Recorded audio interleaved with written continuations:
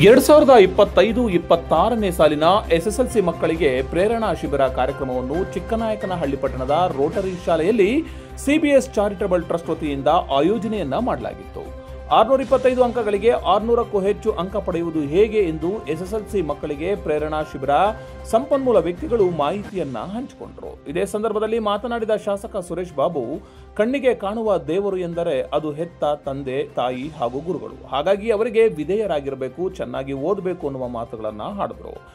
ಇದೇ ಸಂದರ್ಭದಲ್ಲಿ ಕ್ಷೇತ್ರ ಶಿಕ್ಷಣಾಧಿಕಾರಿ ಕಾಂತರಾಜು ಸೇರಿದಂತೆ ಇನ್ನಿತರರು ಕಾರ್ಯಕ್ರಮದಲ್ಲಿ ಭಾಗಿಯಾಗಿದ್ದರು. ನಾನು ಯಾವಾಗಲೂ ಕೂಡ ಬಿಒನ ಹಿಂದೆ ಬಿಡ್ತಾ ಇಲ್ಲ, ಅವ್ರನ್ನ ಯಾವ್ದಾದ್ರು ರೂಪದಲ್ಲಿ ಮಕ್ಕಳಿಗೆ ಮಾಡಿ ಮಾಡಿ ಅಂತ ಅವ್ರಿಗೆ ಹೇಳ್ತಾನೆ ಇರ್ತೀನಿ. ಅವರು ಅವ್ರ ಶಿಕ್ಷಕರಿಗೆ ಹೇಳ್ತಾರೆ, ಶಿಕ್ಷಕರು ನಿಮ್ಮನ್ನೆಲ್ಲ ಕೂಡ ತಯಾರು ಮಾಡ್ತಾರೆ. ಈ ತರ ನಮ್ಮ ಚೈನ್ ಲಿಂಕ್ ನಮ್ದು. ಎಲ್ಲರೂ ಕೂಡ ಶ್ರಮಿಸಿರೋದ್ರಿಂದನೇ ಇಷ್ಟು ನಮ್ಮ ತಾಲೂಕಿಗೆ 2 ವರ್ಷದಿಂದ SSLC ನಲ್ಲಿ ಮೊದಲನೇ ಸ್ಥಾನ ಬರ್ಲಿಕ್ಕೆ ಸಾಧ್ಯ. ಅದರಲ್ಲೂ ತುಮಕೂರು ಜಿಲ್ಲೆಯಲ್ಲಿ 2 ಶೈಕ್ಷಣಿಕ ಜಿಲ್ಲೆಗಳಿದೆ.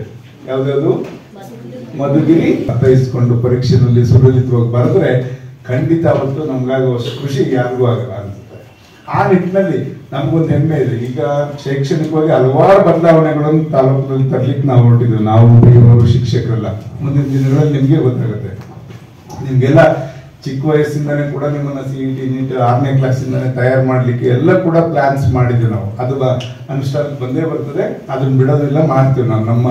ನಮ್ಮಿಂದ ಬೇರೆ ಜಿಲ್ಲೆಗಳಿಗೂ ಕೂಡ ನಮ್ದೇ ಒಂದು ಪ್ರೇರಣೆ ಮಾದರಿಯಾಗಿದೆ.